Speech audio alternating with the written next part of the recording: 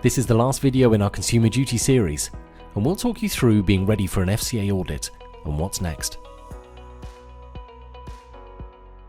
The FCA expects all firms to monitor and test practices on an ongoing basis and adapt them as required. And it's important to be aware that at any time, the FCA could approach firms to provide evidence that they're doing this.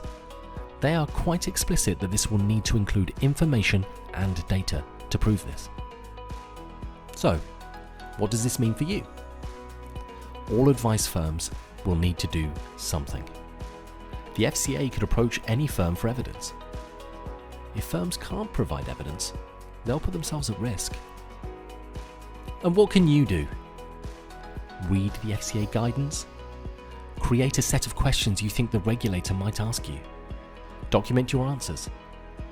Are there gaps? What can you do about them? What information or evidence do you have to back up your answers? Important to regularly review. These are just a few sample questions.